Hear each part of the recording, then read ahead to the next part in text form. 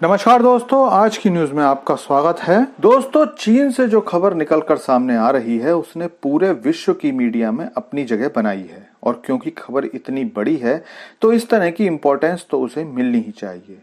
दोस्तों, खबर आ रही है कि चीनी रक्षा मंत्री ली शांगफू एक लंबे समय से नजर नहीं आ रहे हैं और चीन के पुराने रिकॉर्ड देखते हुए अब यही माना जा रहा है कि रक्षा मंत्री ली शांगफू गायब हो गए हैं या उन्हें चीनी सरकार ने सार्वजनिक जीवन से बाहर कर दिया है। तो क्या है ये सारा मामला, आपको सब बताता हूं, लेकिन आपसे रिक्वेस्ट है कि चैनल को सब्सक्राइब कर लीजिए क्योंकि यहां आपको डिफेंस, फाइनेंस और फॉरेन पॉलिसी पर वीडियोस रोज मिलते हैं। तो दोस्तों, जापान में अमेरिकी राजदूत रहम इमैनुअल ने चीन में बढ़ती अस्थिरता की ओर दुनिया का ध्यान आकर्षित किया है। उन्होंने ये बात सार्वजनिक की है कि चीनी रक्षा मंत्री ली शांगफू को पिछले 2 हफ्ते से किसी ने सार्वजनिक रूप से नहीं देखा है।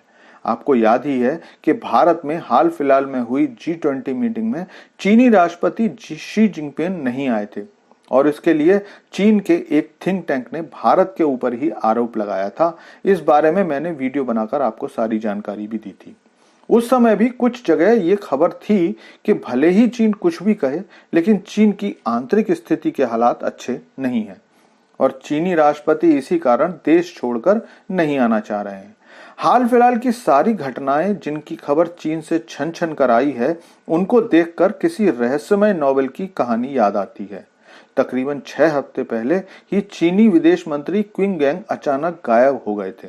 जब मीडिया ने चीनी प्रवक्ता से जानना चाहा तो प्रवक्ता ने पहले तो उनके स्वास्थ्य का बहाना बनाया था और फिर इस बारे में कोई भी जवाब देने से मना कर दिया था।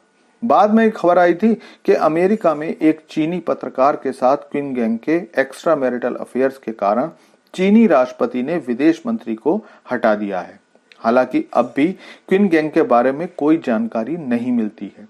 उसके बाद रॉकेट फोर्स के कमांडर्स भी अचानक से गायब हो गए थे।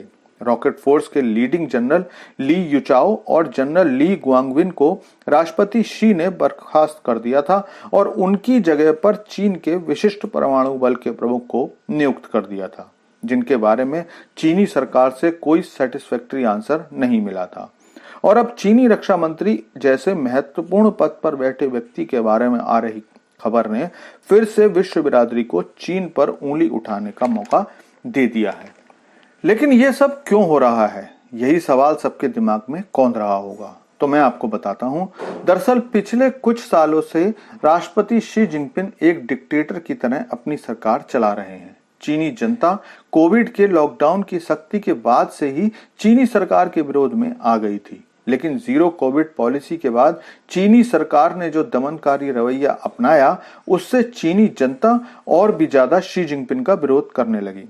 फिर आर्थिक हालातों का बद से बदतर होते जाना तथा चीनी राष्ट्रपति ने इतनी सख्ती दिखाई कि लाखों लोगों का पैसा जब रियल एस्टेट में डूब गया और बैंकों ने पैसा देने से मना कर दिया, तो शी जिनपिंग ने अपने ही लोगों के खिलाफ टैंक उतार दिए थे।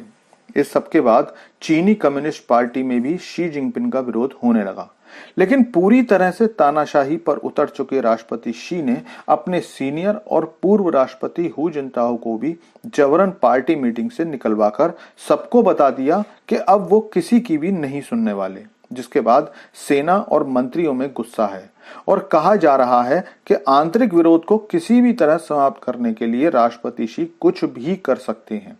खबरों के अनुसार रक्षा मंत्री को आखिरी बार 29 अगस्त को देखा गया था, जब उन्होंने तीसरे चीन अफ्रीका शांति और सुरक्षा फोरम में मुख्य भाषण दिया था और इसीलिए ये सारी बातें अब वर्ल्ड मीडिया में सुर्खियां बना रही हैं। दोस्तों, थैंक्स फॉर वॉचिंग वीडियो। आपसे अनुरोध है कि चैनल को सब्सक्राइब कर लीजिए क्योंकि यहाँ आपको डिफेंस, फॉरेन पॉलिसी और फाइनेंस से संबंधित वीडियोस रोज मिलते हैं।